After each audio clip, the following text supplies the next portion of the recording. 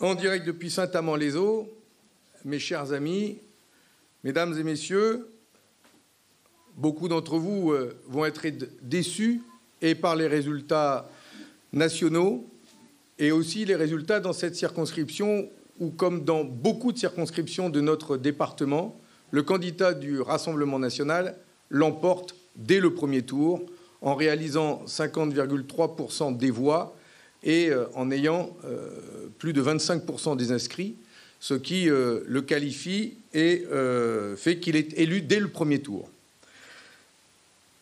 Je vous dirais en quelques mots, battu mais pas abattu, je dirais même toujours debout, et je pense que nous devons rester face à ce qui se passe en France et à ce qui se passe ici dans notre région, dans notre Valenciennois, rester digne,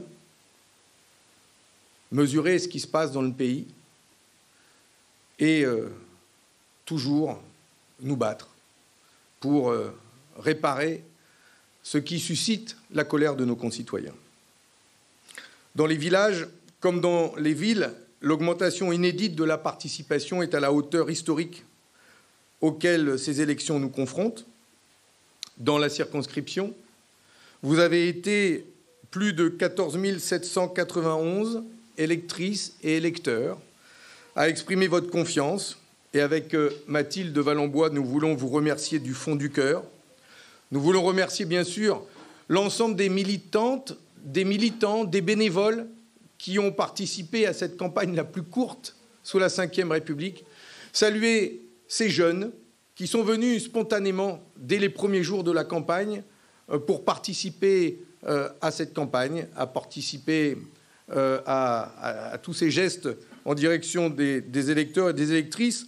Nous sommes une équipe et nous sommes aussi, je vous le dis, une force d'espoir pour l'avenir.